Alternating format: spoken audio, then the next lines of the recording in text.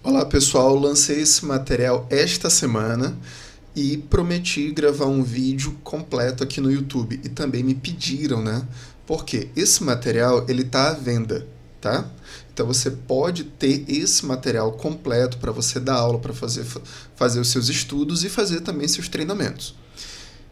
Eu forneço esse material tanto PDF como PPT, ou seja, a versão editável.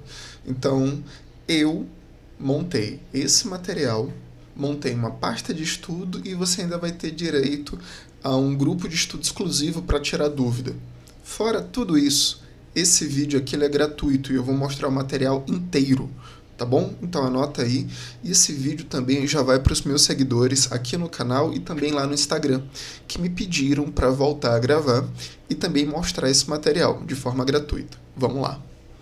Bom, para quem não me conhece, meu nome é Jamerson, sou consultor em saúde, sou psicólogo de formação e atuo na atenção primária desde 2006, então já tem um bom tempinho aí, 20 anos, tá? Então, esse material, para quem ele foi feito? Ele foi feito para agentes comunitários de saúde, TACs, coordenadores de atenção primária, coordenadores de ACS, enfermeiros, médicos, coordenadores de unidade, coordenadores de território ou gerentes de território, para que vocês possam falar a mesma língua, tanto da assistência, que é o trabalho direto com o usuário, quanto para a gestão, tá? E falando a linguagem do financiamento Saúde 360. Então, é em cima disso tudo que esse vídeo ele vai ser feito. Vamos lá. Esse vídeo ele foi criado no dia 8/1. Ele já está rodando, já está sendo vendido esse material e já tem grupo, né, aqui no WhatsApp produzindo. E depois eu vou explicar como você vai falar comigo para adquirir esse material. Então vamos lá. Ele é chamado de ACS TACS 2026, caminhos para qualificar seus resultados e impactar seus recursos. Porque não existe um caminho só, existe caminhos, né, no plural. Então, a primeira coisa que eu vou apresentar uma dica. Essa daqui é a minha página no Instagram, tá? Procura por mim, Jamerson_J, desse jeitinho aqui, Jamerson_J. Você vai me encontrar no Instagram e vai ter esse link aí que tá azulzinho, que é o meu link de contato. Quando você clicar nele no Instagram, você já vai falar comigo e eu vou explicar como adquirir esse material. Aqui no YouTube, você que está assistindo esse vídeo hoje pela manhã, que eu estou gravando ele num sábado, dia 10 de janeiro, se você ainda não estiver inscrito, por favor, você vai clicar em inscrever-se e depois vai clicar nesse sininho para receber as notificações. E como você está assistindo a esse vídeo agora, você também dá um like e depois compartilha e me diz qual o nome da sua cidade e estado onde você está assistindo esse vídeo. Vamos lá. O que é que a gente pode dizer, né? O que é que a gente pode dizer que a gente precisa compreender deste cenário? Primeiro, quais são os recursos para 2026? Segundo, o que é que depende do ACS? E terceiro, o que é que pode ser feito e o que é que precisa ser alterado? É muito importante que a gente possa processar essas perguntas antes de falar somente de valores. Mas, como a gente está trabalhando com adultos, se a gente não falar em valores, a gente não prende a atenção. Então, o primeiro quadrinho é esse daqui, ó. Salário ACS TACS 2026. Então, por causa da legislação da ACS e do TACS e do ACE, que estabeleceu o piso de remuneração em 2 salários mínimos, quando o salário mínimo ele atualiza também o pagamento do ACS, do TACS e do ACE. O salário mínimo para 2026 ele foi para R$ 1.621, através do decreto 12.797 de 2025, e por isso o valor do ACS, do TACS e do ACE vai para R$ 3.242. Está aqui, ó. E esse valor ele deve ser pago em todas as competências de 2026. Então, hoje, dia 10, o Ministério da Saúde ainda não tinha pago o recurso do Ministério aos municípios até ontem, dia 9. Provavelmente só vai repassá-lo na segunda-feira. Mas é bom a gente monitorar diariamente lá no e-Gestor e no FNS. Segunda pergunta. Existe diferença entre vínculo direto e vínculo indireto? Por quê? Lá no e-Gestor vocês vão ver a diferença entre o valor do vínculo direto e o valor do vínculo indireto. O Ministério da Saúde, pela legislação, ele tem a obrigação de repassar 95% do custeio por ACS, por ACE, aos municípios. E o valor base é esse daqui. E por que o Ministério repassa um valor diferenciado para quem é vínculo indireto? Isso está lá no e-gestor, no relatório de pagamento. Bom, o Ministério ele parou no tempo e é uma forma do Ministério acabar pressionando os municípios, com aspas, a migrar, né, ou eliminar os ACS de vínculo indireto, porque ele paga menos aos municípios quem é contrato, ele paga 1.550. Mas um município ele não pode pagar o ACS contratado somente 1.550. E isso vale para ACS e para ACE. Não pode. Nenhum ACS no Brasil pode receber menos do que 2 salários mínimos. E isso é para ACS e ACE. Então, para que isso aconteça, o município tem que tirar do seu próprio bolso o restante do valor para chegar a 3.242, tá bom?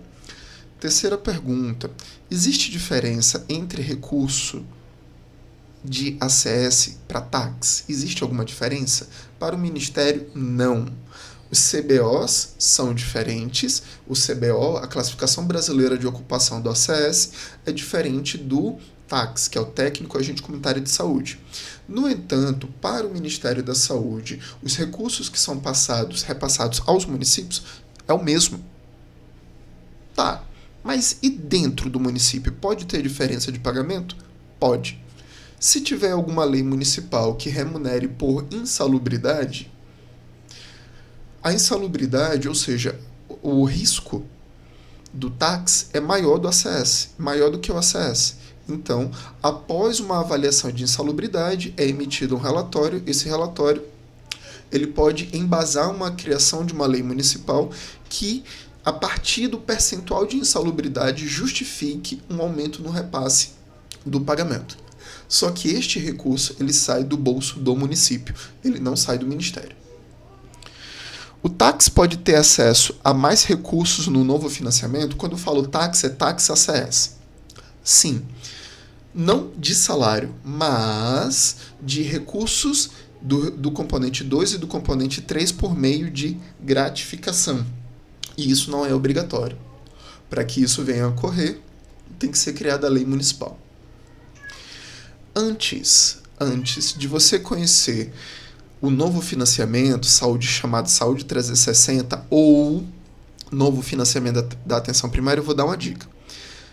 Até hoje, dia 10 de janeiro, não foi criada nenhuma publicação do Ministério da Saúde com o nome Saúde 360.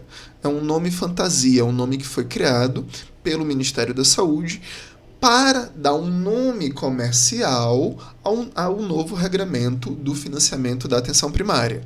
Hoje a gente pode falar que é novo financiamento da atenção primária para fazer uma diferença do anterior, que era chamado oficialmente de Previne Brasil. Tá bom? Mas o novo financiamento da atenção primária ou Saúde 360, que é a mesma coisa, ele possui 6 componentes. 6 componentes. E cada um desses componentes, ele tem objetivos e regras para gerar repasse de recursos aos municípios para que eles possam ter o acesso a recursos de custeio da atenção primária, ou seja, o recurso de custeio ele é um recurso para iniciar e manter serviços, não é para estruturar. Tá? Isso é chamado de implantação, que é o recurso fixo, que não tem nada a ver com o financiamento da atenção primária. Perdão, só diferenciando. Quando você tem acesso a recurso de custeio ou manutenção, é para iniciar ou manter serviços. No financiamento da saúde, não só da atenção primária, existe outro tipo de financiamento, existe outro tipo de recurso, que eles geralmente são pontuais e são destinados à compra de bens permanentes, estruturação de serviços, compra de terrenos, veículos e materiais, materiais duráveis, tá bom? Então a gente vai falar agora dos 6 componentes da atenção primária, dos 6 componentes e a relação deles com o ACS, tax também. O primeiro componente é chamado componente fixo ou de equidade. Ao que ele se destina? Ele se destina ao recurso de custeio para as equipes ESF e EAP. Mas o salário do ACS e do tax não está nesse componente. E qual é a relação do ACS e do tax com esse componente? Bom, o ACS ou tax, ele é membro integrante da equipe mínima para compor a equipe de saúde da família. Se não tiver o ACS, já existe bloqueio parcial de recurso. E se o ACS tiver problema com carga horária ou duplicidade, ele pode bloquear o recurso de toda a equipe. Se o ACS estiver cadastrado fora da equipe, mas nessa equipe já tiver outros ACS, o único que bloqueia individualmente é o ACS. Então eu não posso ter ACS no CNES, que é o Cadastro Nacional de Estabelecimentos em Saúde, fora de equipe. Segundo, no novo financiamento ou Saúde 360, criaram o termo de extrato, que é baseado no Índice de Equidade e Desenvolvimento, que nada mais é do que o perfil do município de acordo com suas características estruturais, populacionais e econômicas. E criaram 4 categorias: 1, 2, 3 e 4. As categorias 1 e 2 são para municípios mais pobres e, por isso, recebem maior custeio do que os municípios nos estratos 3 e 4. Esse recurso, que ele é mensal, ele ajuda a pagar as contas das equipes de saúde da família, dentre as maiores contas de pagamento de profissional. Mas ele não paga tudo, porque a saúde ela deveria ser tríplice o seu financiamento. Deveria.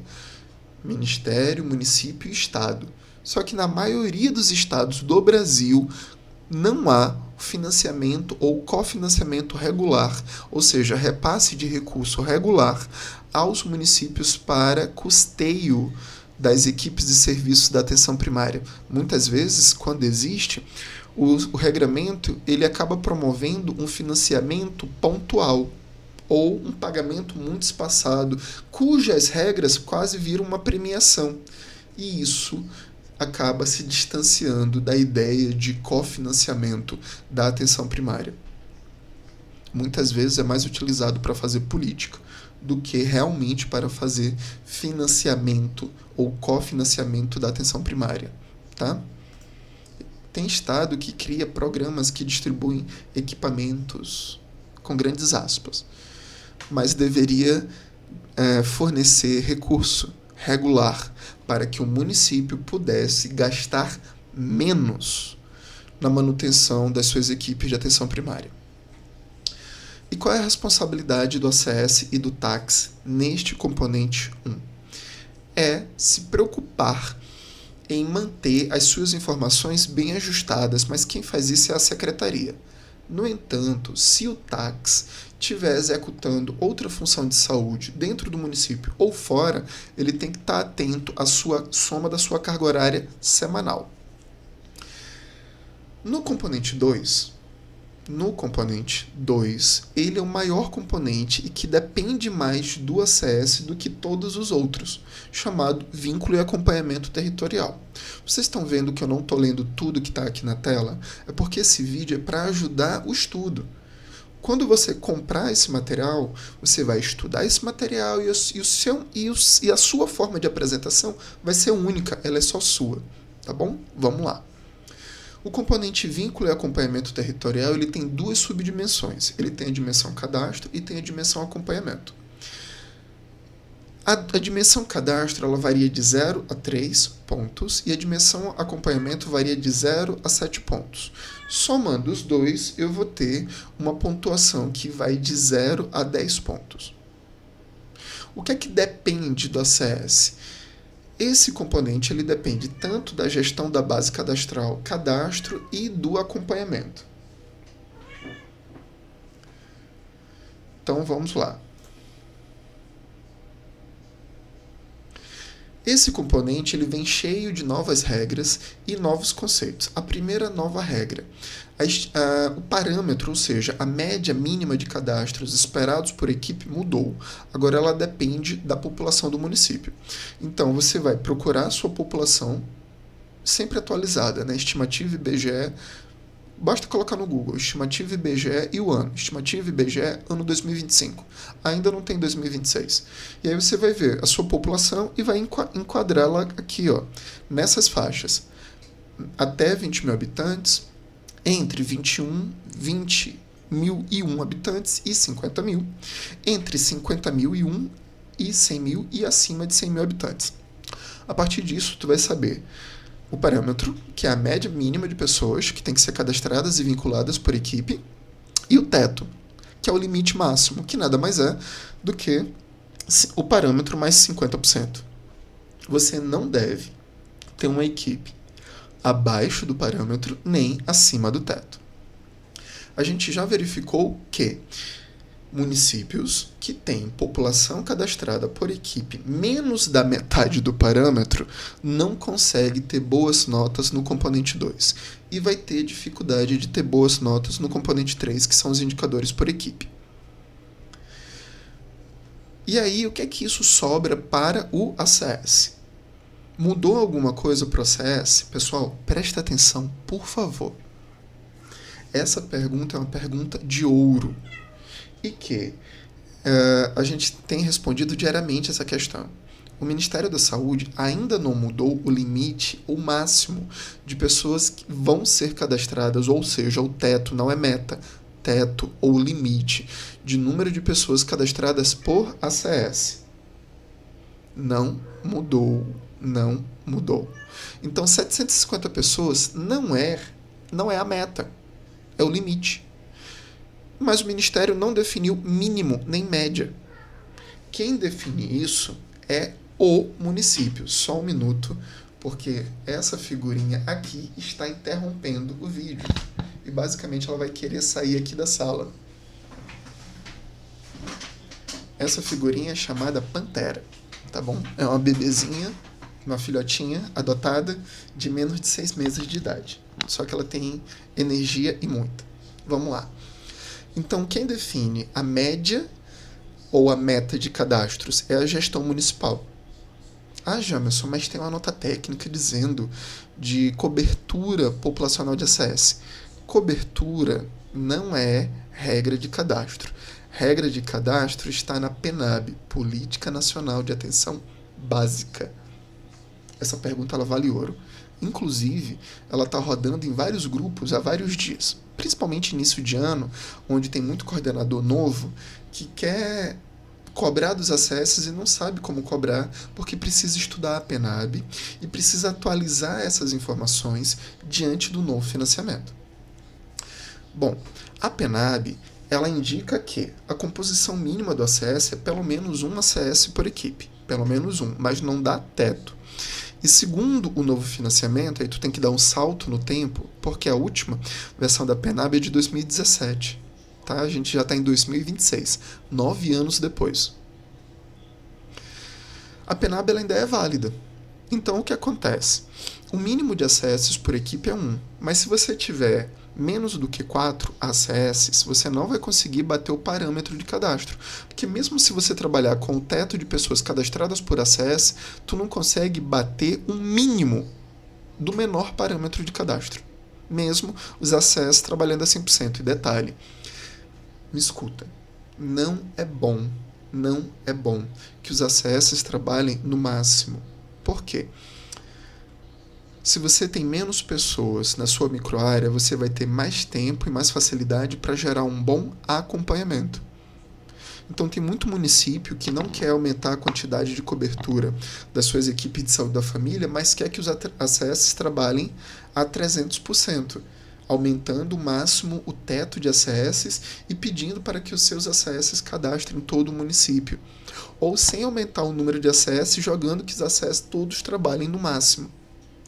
O que é que você vai ter? Tu vai ter um banco de cadastros enorme e que vai ser difícil de atualizar e que em pouco tempo ele vai ficar desatualizado. E se ele ficar desatualizado, O que vai ser feito para essas pessoas não vai servir absolutamente de nada, porque as visitas, atendimentos, procedimentos, vacinas, atendimentos individuais, atendimentos coletivos e fichas de consumo alimentar que vão ser feitas a esses usuários, se tiver cadastro desatualizado, ou seja, acima de 24 meses, não vai ser contabilizado nem para o componente 2 e nem para o componente 3.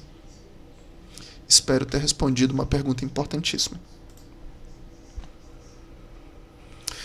Por isso, a primeira análise que deve ser feita na gestão da base cadastral por equipe é qual é a população do município, eu já expliquei. A partir da população do município, você vai descobrir o parâmetro da sua equipe. A partir do parâmetro da sua equipe, você vai analisar no CENES quantos ACS tem cadastrados por equipe. A partir disso, você vai analisar dentro de cada microárea a quantidade de pessoas vinculadas àquela equipe. Vinculadas não significa cadastrada. Vinculada significa o total de pessoas entre pessoas cadastradas e não cadastradas que consomem serviços naquela equipe. Depois você vai, deste grupo aqui, olhar somente as pessoas que têm cadastro individual. E quantas destas pessoas são cadastradas por ACS e TACS e que estão atualizadas? Olha como é que existem níveis de pergunta. Então, por isso, você, coordenador de atenção básica, enfermeiro, enfermeira, coordenador de saúde da família, coordenador de EAP, gerência de território, não basta somente cobrar o número total de cadastros por equipe. Tem muito mais coisa além disso. Muito mais coisa além disso. Bom, diante disso, o que é que a gente tem que falar? Que as informações essenciais do componente 2 é porque existem novos conceitos. Por exemplo, o indivíduo cadastrado é aquele que é cadastrado com ficha de cadastro individual, FCI.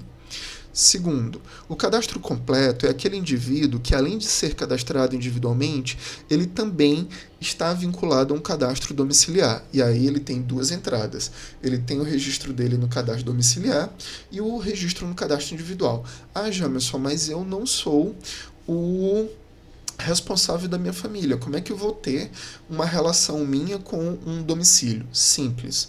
Quando você que está em uma família, mas não é responsável, ao fazer o seu cadastro, o ACS ou TACS identifica o responsável da família, este responsável tem que estar cadastrado em um domicílio. E aí você vai estar vinculado a uma família e vinculado a um domicílio.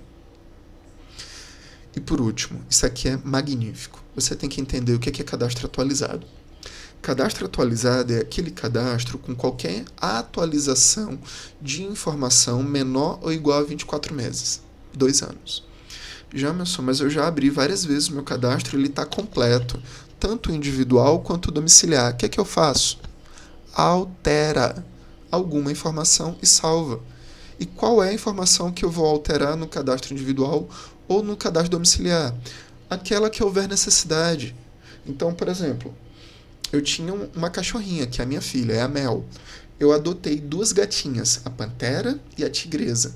Então, o meu ACS ou o meu TACS tem que vir na próxima visita domiciliar e alterar no cadastro domiciliar o total de animais que residem na minha casa. E aí ele salva e exporta, né? Envia, sincroniza. E no meu cadastro individual, se ele estiver completo, o que ele pode alterar? Muita coisa, basta conversar comigo. Ele vai me perguntar sobre a minha situação no mercado de trabalho. Ele pode me perguntar sobre a minha percepção de peso. Hoje eu me percebo acima do peso, que era uma percepção diferente há uns 2 anos atrás. E aí eu posso relatar várias outras coisas. E você vai alterar essas informações uma por uma, clicar em salvar e exportar. E dessa forma você vai atualizar os cadastros domiciliares e individuais. Qual é a responsabilidade do ACS nisso? Simples. Ele tem que manter atualizado todos os cadastros individuais e domiciliares da sua microárea. Outra pergunta linda. O termo microárea ele não desapareceu. Alguns estados do nosso Brasil, como o Brasil é muito vasto e eu falo com muita gente, me pergunta se o termo microárea desapareceu. Não, o termo microárea não desapareceu. O termo microárea nada mais é do que o território na qual o ACS ou o TACS tem responsabilidade sanitária. Então não desapareceu. Vamos continuar com novos termos do Saúde 360 ou do novo financiamento. Indivíduo acompanhado é aquele que, ao longo de um período de 12 meses, ou seja, 3 quadrimestres, ele tem acesso a 2 eventos assistenciais dentro da equipe que ele está vinculado. E o que são eventos assistenciais? Ou atendimento ou procedimento. Isso é um evento assistencial, mas para que ele seja considerado acompanhado, a regra matemática é que sejam ou 2 atendimentos ou um atendimento e um procedimento. Procedimento é qualquer procedimento realizado pela equipe de saúde da família ou pela equipe de saúde bucal vinculada àquela equipe de saúde da família ou pela equipe multi vinculada àquela equipe de saúde da família. Qualquer procedimento. E os atendimentos? Olha o que é considerado atendimento. Eu vou colocar o mouse aqui em cima. Atendimentos individuais, atendimentos coletivos, atendimento de saúde bucal, ficha de consumo alimentar e aqui no finalzinho, visita domiciliar e territorial. Então, a visita do ACS e do TACS também é considerada atendimento. Atendimento. Ficou legal agora? Ficou claro? Então, se você fizer uma boa gestão da função do ACS e do TACS, que é esse último quadro aqui, ó, você vai gerar atendimentos por meio das suas visitas. E quem for TACS, além de atendimento, também vai gerar procedimento. E isso ao longo de 12 meses vai ser muito comum que você encontre essa pessoa mais do que 2 vezes. Isso eu estou falando para a maior parte das pessoas. Por quê? Existem algumas pessoas nas nossas microáreas que a gente visita uma vez e parece que a pessoa some no mundo, ou a rotina da pessoa ela muda tanto que é muito difícil de encontrá-la. Mas essa análise ela é ao longo de 12 meses, não é mensal, não é bimestral, não é dentro do quadrimestre. E aí, dentro da nossa microárea, de cada CS e TACS, existem públicos prioritários dentro do componente 2. Mas eu vou deixar uma coisa muito clara aqui no vídeo. Olha para mim. Ter público prioritário não é uma justificativa que você vai deixar de acompanhar alguém. Não é isso. Ter público prioritário significa que o Ministério está te dizendo que esses públicos aqui pontuam, têm maior peso na avaliação da dimensão acompanhamento. Quais são os públicos prioritários? Crianças até 5 anos, idosos maior ou igual a 60, ou seja, a prioridade ela é etária, os pontos da tabela, né? Menor que 5, maior do que 60, usuários do BPC e do Bolsa Família, ou seja, as pessoas que, em tese, são vulneráveis economicamente, em tese, porque algumas pessoas não são. Aquelas enroladas. E quando você soma crianças e idosos que sejam usuários do Bolsa ou do BPC, tu vai ter a pessoa duplamente prioritária, porque ela é prioritária pela idade e prioritária porque é vulnerável economicamente. Já pensou? Como é que eu vou acompanhar a minha microárea depois de tudo isso? Dê prioridade para o acompanhamento desses 3 grupos. Vai ter ACS ou TACS que vai me dizer, Jamerson, a minha microárea ela é composta essencialmente de pessoas que são usuárias do Bolsa Família. Ou seja, quase todo mundo é usuário do Bolsa. Então não tem como eu ter prioritário. Tudo bem, isso pode acontecer. Mas nem todo mundo é criança. Nem todo mundo é idoso. Priorize idosos e crianças e que sejam do Bolsa Família para visitar primeiro. E depois você continua visitando as outras pessoas. Ficou claro, né? E como é que a gente vai gerenciar? Essa pergunta aqui ela é maravilhosa. E ela é tanto para ACS, coordenadores de atenção básica, enfermeiros, coordenadores de equipe, secretários de saúde. Pessoal, presta atenção. Olha para mim. O monitoramento de uma microárea ele não é medido de forma mensal, até porque não dá para cobrir uma microárea de forma mensal. E tem microáreas que nem quadrimestral é possível. Ao longo do mês você vai informando o que você vai fazendo.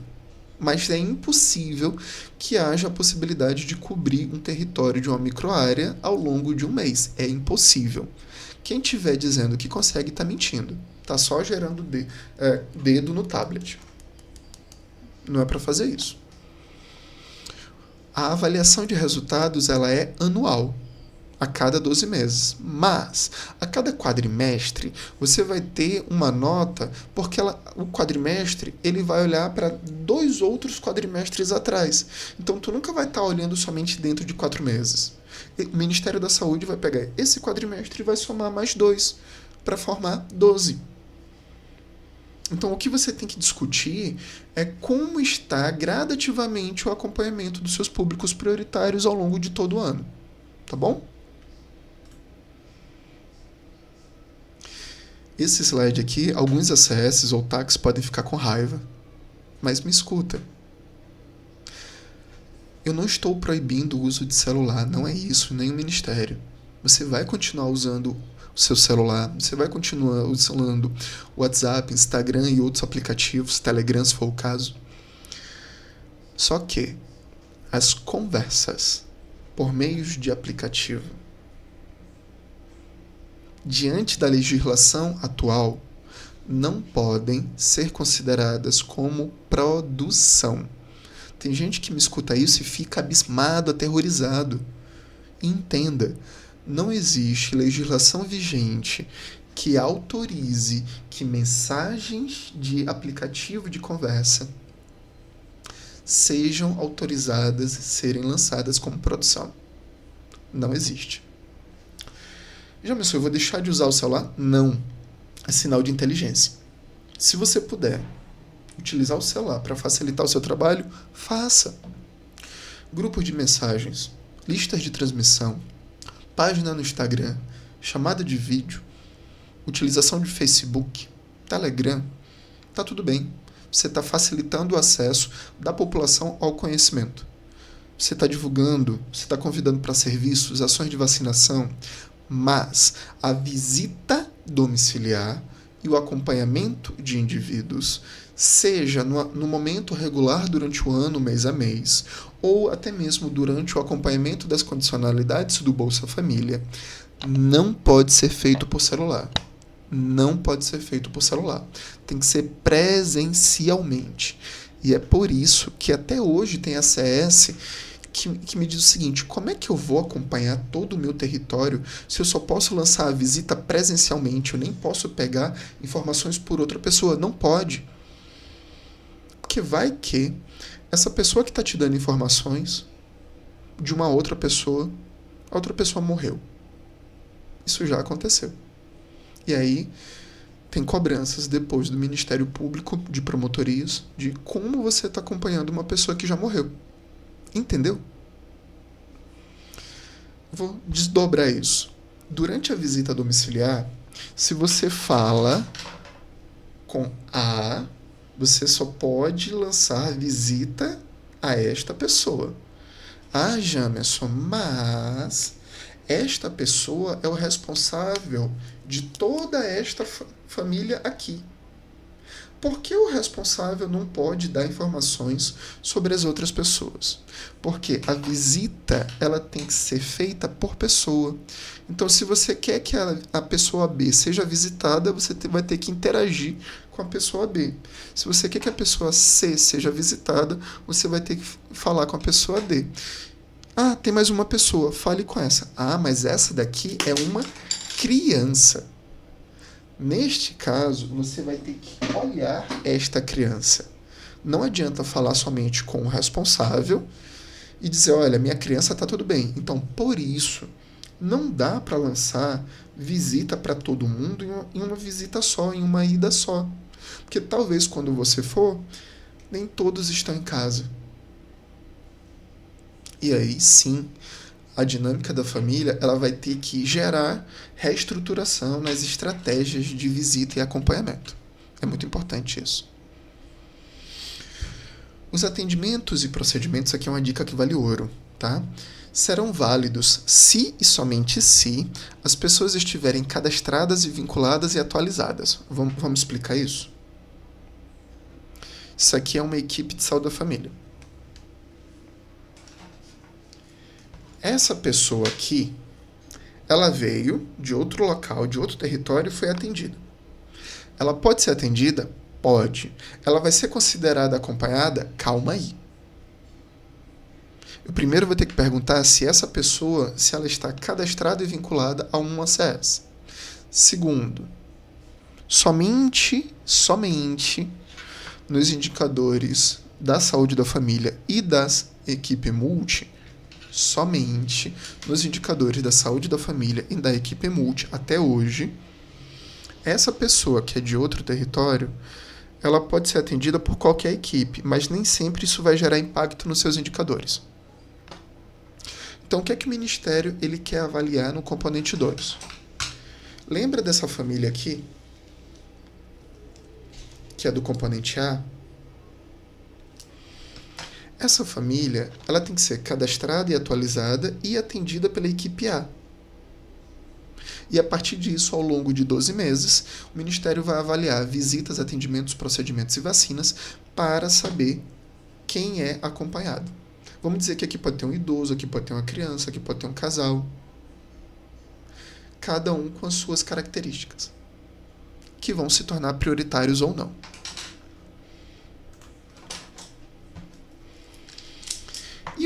E os resultados versus valores? Recentemente, em dezembro, saiu a nota técnica número 6, trazendo o cálculo final das equipes por tipo de equipe, saúde da família, EAP, saúde bucal e EMULT. Esses resultados só estão no CAPS, no acesso restrito, e que geram essas categorias, ótimo, bom, suficiente e regular. Até dezembro, que foi o mês passado, todos os municípios recebiam do Ministério a categoria bom, independente dos seus resultados. Isso eu estou falando do componente 2. E também do componente 3. Vai receber até quando? A gente espera que o Ministério defina se o período de transição vai mesmo acabar em dezembro ou se ele vai se estender. Quem sabe até abril. A gente tem que esperar. A partir da definição do Ministério, a análise de resultados pode jogar a classificação para ótimo, para bom, para suficiente ou regular. Esse recurso aqui do componente 2, ele é de custeio, ele não é somente para pagar a conta da equipe, e se os ACS, os táxis e os outros profissionais de saúde quiserem ter acesso, eles têm que desenvolver uma lei municipal para pleitear o acesso a esse recurso. Ah, mas se o município não quiser pagar, ele vai ser punido? Não, não é uma obrigação. A aplicação destes recursos. A aplicação ela vai ser feita, por ser recurso de custeio, ele pode comprar serviços e bens não duráveis, bens de consumo, materiais de consumo, pagar qualificações, capacitações, materiais de estudo e outras possibilidades. Dentre elas, também transformar em gratificação, mas não é obrigatório. E aí eu cheguei no componente 3. Esse vídeo ele é longo porque o material é longo. Então, o componente 3 é o componente dos indicadores. E agora, em dezembro de 2025, choveu novos indicadores e ainda vão aparecer mais. Então, fica difícil a gente saber quantos indicadores vão ter no novo financiamento atualmente. Até hoje, dia 10 de janeiro, existem 15 novos indicadores, sendo 7 da saúde da família, 6 da bucal e 2 da EMULT. Quais desses indicadores dependem do ACS ou do TACS? Somente os da saúde da família que possuem metas. E os outros indicadores? Metas para quem? Para os ACS e TACS. Os outros indicadores, que são da saúde bucal e os indicadores da EMULT, eles não têm meta para o ACS, mas se os usuários que consumirem serviços da saúde bucal e EMULT não tiverem cadastrados e vinculados, eles não serão considerados para os indicadores. Então, os ACS têm uma influência nos indicadores da saúde bucal e da EMULT, mas não têm metas. E aí, o que a gente vai trazer para vocês? Primeiro, a avaliação dos resultados dos indicadores ela é por equipe, não é mais por município. Segundo, a gestão da base cadastral e do acompanhamento ela é essencial. E os indicadores que possuem metas para o saúde da família para os acessos são saúde da família. E os públicos-alvos do componente 2 são diferentes do componente 3. Vamos falar rapidamente dos 7 indicadores da saúde da família e o que é que impacta nos acessos. O indicador 1, chamado Mais Acesso à APS, ele avalia o percentual de atendimentos agendados por equipe na APS. Ele não tem meta para o ACS, mas o ACS, durante as visitas, pode explicar como cada usuário pode ter acesso aos serviços da sua equipe.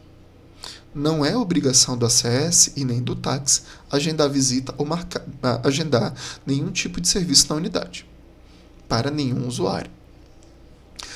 Indicador 2. A partir daqui, até o indicador 6, tem meta para o ACS, então anota aí. O indicador 2, ele avalia as boas práticas realizadas por equipe de saúde da família a crianças menores de 2 anos. E tem escrito uma ação com o nome do ACS e do TACS, que é ter pelo menos 2 visitas domiciliares realizadas por ACS e TACS, sendo a primeira até os 30 dias de vida deste bebê e a segunda pelo menos após 6 meses. Ah, Jamerson, mas se eu fizer outras visitas? Quero fazer no primeiro, no segundo, no terceiro, no quarto e no quinto mês. Tudo bem, faça. Só que essas visitas posteriores, até antes de 6 meses, elas não serão contabilizadas para o indicador. É válido para a produção, mas não vai bater a meta. Somente quando chegar após 6 meses de vida, vai ser contabilizada a segunda visita para o indicador. Nesse indicador, ainda existem outras boas práticas, como medir peso e altura, que tem que ter pelo menos 9 medidas de peso e altura. Pelo menos 9 medidas de peso e altura. Mas ele não coloca como meta do ACS ou do TACS. Mas o ACS e o TACS podem fazer essas medidas durante as visitas, registrar no aplicativo ou na ficha e ajudar a bater esse indicador. Indicador 3. Gestação e puerpério. Esse indicador ele avalia tanto a gestação quanto o puerpério. E ele tem meta na gestação e no puerpério, para o ACS e para o TACS. Na gestação, ele fala que ter pelo menos 3 visitas durante a gestação do ACS e do TACS, independente da frequência dessas visitas. E na puérpera, ou seja, na mulher pós-parto, pelo menos uma visita até 42 dias. Então entenda essas regras de tempo. E detalhe, a mulher só se torna gestante não é quando o ACS diz que ela está gestante. Ela só se torna gestante quando ela começa o pré-natal. Então a gente tem que pensar nessas questões de tempo, tá? Então, descobrir que uma mulher está gestante, indica ela para fazer o pré-natal, ela é atendida e aí você faz a sua visita identificando ela como gestante. E quando é que ela se torna puérpera? Após o parto, ela tem que voltar a ser atendida pelo enfermeiro ou médico e ele lançar a primeira consulta de puerpério, que é a consulta de encerramento da gestação ou desfecho da gestação. Quando o enfermeiro ou o médico informa que essa mulher pariu, ela se torna puérpera. Aí você faz a sua visita, mas tudo dentro de prazos. E se você for TACS, você também pode fazer a aferição de pressão arterial. Você vai ajudar a bater as metas do acompanhamento também das boas práticas durante a gestação. E me escuta aí, TACS, que é o técnico agente comunitário de saúde. Vai ter metas de aferição de pressão arterial na gestação e peso, né? Peso e altura. Isso para os adultos. Gestação, idoso, hipertenso, diabético. E você pode fazer aferição de pressão arterial e peso e altura de adultos quando você é TACS. Quando você é ACS, você vai fazer peso e altura das crianças, além das visitas regulares. Ficou claro? Então vamos lá. O ACS ou o TACS, ele não deve trabalhar sozinho, sem comunicar o seu trabalho para a equipe e sem dialogar com a equipe. Tem que falar com todo mundo. Tem que ter atenção às regras de tempo. E é fundamental estar atento à continuidade do cuidado. O cuidado com pessoas com diabetes, ele é muito parecido com o cuidado de pessoas com hipertensão, que é muito parecido com o cuidado de pessoas idosas. Esses 3 indicadores aqui são quase gêmeos, porque as metas são quase iguais para o ACS e TACS. Todos esses 3 indicadores, eles vão pedir que você visite esta pessoa pelo menos 2 vezes ao ano, e o intervalo entre 2 visitas tem que ser maior do que 30 dias, entre a primeira e a segunda. Ah, Jamerson, mas a minha secretaria já me pede que eu visite eles mensalmente. Mantenha isso. Mantenha isso. E você vai bater as suas metas, tanto para o diabético, tanto para o hipertenso, tanto para o idoso. Quando você for fazer o acompanhamento do hipertenso, coloca lá, acompanhamento hipertenso. Quando você for fazer a visita do diabético, acompanhamento diabético. Quando você for fazer a visita do idoso, acompanhamento idoso. E vai ter gente que vai ser idoso, hipertenso e diabético. E aí, o que é que você vai fazer? Tu não vai visitar 3 vezes no mês. Na mesma visita, você vai dizer, ó, a pessoa é idosa, hipertensa e diabética, e eu estou acompanhando ela. E aí, tem gente que tem muito mais características para ser visitado. Se você for ACS, esse é o seu foco. Cadastrar e manter atualizado o acompanhamento. Se você também for TACS, técnico em agente comunitário de saúde, além disso, você aproveita para que em todas as visitas você faça a aferição de pressão arterial e faça a medição de peso e altura. Você vai ajudar a bater as metas da sua equipe. Como eu já falei, as metas para o cuidado da hipertensão ela é igual a do idoso, só pesando para o TACS, porque ele vai pedir a avaliação de peso e altura não como meta, mas como possibilidade. Na pessoa idosa, a mesma coisa. Ele só não pede aferição de pressão arterial, mas pede peso e altura e pelo menos 2 visitas durante o ano. Vocês perceberam que se vocês trabalharem de uma forma integral, vocês não precisam fazer repetição de trabalho? E vamos lá. Isso aqui é o indicador 7 da saúde da família. Ele não tem meta para o ACS. Ele tem 4 públicos. Meninas de 9 a 14, mulheres de 25 a 64, mulheres de 14 a 69 e mulheres de 50 a 69. O que é que você tem que fazer? Manter cadastradas e visitadas. E durante as visitas, você vai falando para as meninas de 9 a 14 a importância da vacina HPV e convida para as ações de vacina. Para as mulheres de 25 a 64, você vai falar da importância do exame citopatológico e facilita o acesso a eles. E mulheres de 14 a 69, tu vai falar da importância do atendimento e acompanhamento sobre a saúde sexual reprodutiva. E por último, as mulheres de 50 a 69, você vai falar da importância do exame de mama. Tá bom? Vamos fechar os indicadores da saúde da família. Bom, o que a gente precisa fazer para que isso dê certo, né? Para que esse trabalho ele possa ser feito com qualidade? Os profissionais, ACS e TACs, têm que ser capacitados. Segundo, tem que ter condições de trabalho. Tem que ter acesso, diálogo com a equipe e com a gestão. Com a gestão da unidade e com a gestão do município. Tem que ter seus resultados monitorados com feedback e tem que ter as ações planejadas. Não adianta criar uma ação colorida por mês. E os outros indicadores das equipes de saúde bucal, da equipe multi? Saúde bucal tem 6 indicadores que não citam ACS. A iMulti tem 2 indicadores que não citam ACS. O consultório na rua vão ter indicadores que ainda não foram publicados, assim como a equipe prisional. E os recursos do componente 2? Como chegaram novas equipes, também isso aqui é um novo quadro de valores, tá? Que está todo mundo recebendo na categoria bom até acabar o período de transição.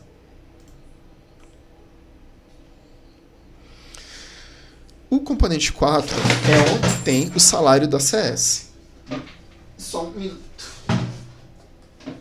Pronto, retornei. Foi só a minha lâmpada aqui que caiu.